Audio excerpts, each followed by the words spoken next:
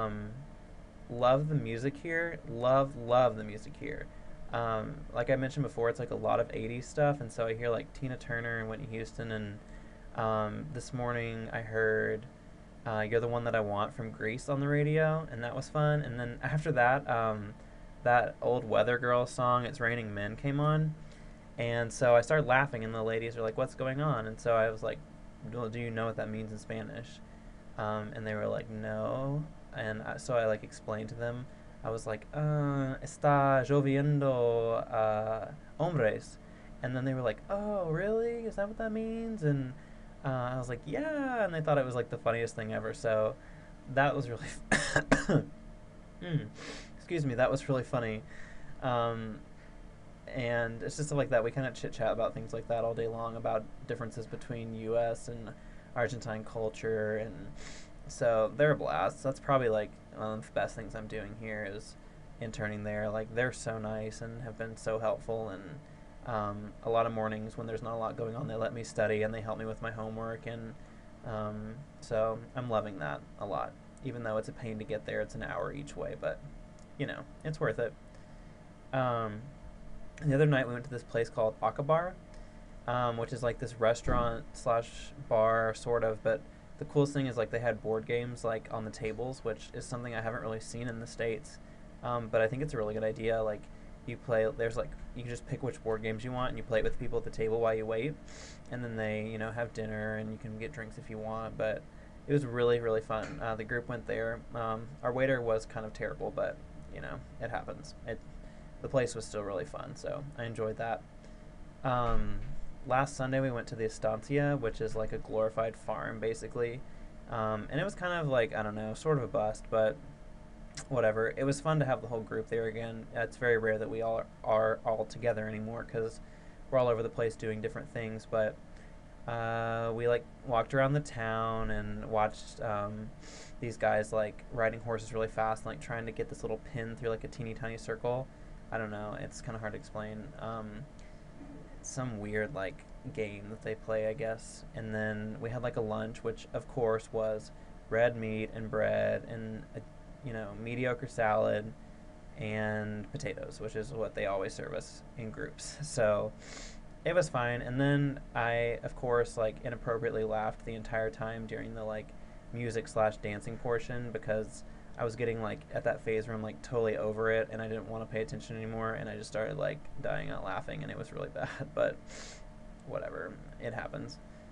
Um, let's see. I have dulce de leche written here, which if you have never had, you really need to check that out. I know there's like ice cream that's dulce de leche in the United States. I'm sure you can buy it. It's like caramel sort of, but they put it on everything here. It's basically pure sugar, and it is so good. They put it in ice cream, they put it in toast. You can get like all kinds of like pastries or media lunas with it in it. And I've even taken to eating it with a spoon, which I really should not admit, but it's really good stuff. I'm definitely going to bring back like a whole like tub of it when I come back. It's kind of like the equivalent of like when I went to Germany. It was like Nutella was what I ate all the time, and here it's dulce de leche, so it's kind of dangerous. Let's see. During the week, I kind of there's kind of the weekly grind thing. I do the same thing every day. Get up, go to my internship, commute back to campus, have class, and then I either go to a cafe or run some errands and go home, and come here and use the internet, do homework. So that kind of I'm trying to continue to remember that I'm in South America, and that this is like a really, instead of being like, oh gosh, I have to like go to class again or whatever. I'm try during the week I have to keep reminding myself like this is really an incredible opportunity, and I need to keep putting myself out there and keep speaking Spanish and taking advantage of it. So, but yeah, it's easy to get into that like mindset, like okay, one more day, go this day, and like live for the weekend. But I don't have enough time to do that. I need to be enjoying every moment. So, um, that is what I'm trying to do, and most of the time, I am successful. I'm really enjoying myself.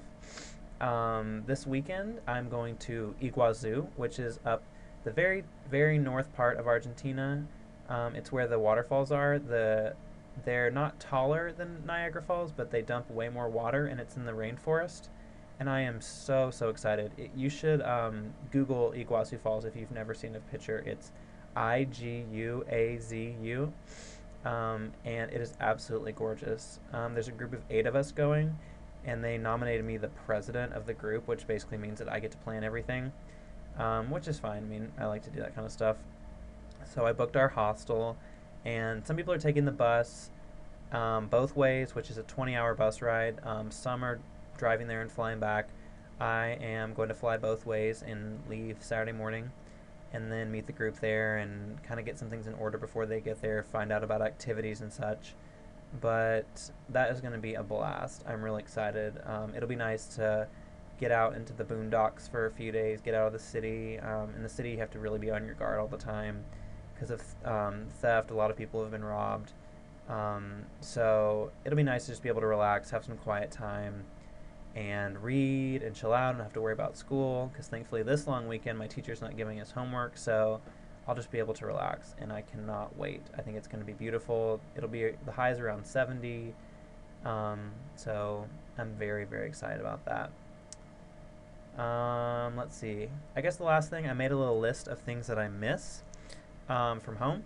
So I will read those, and this is not including people because, of course, I miss you all a lot. But here are the physical, material things that I miss.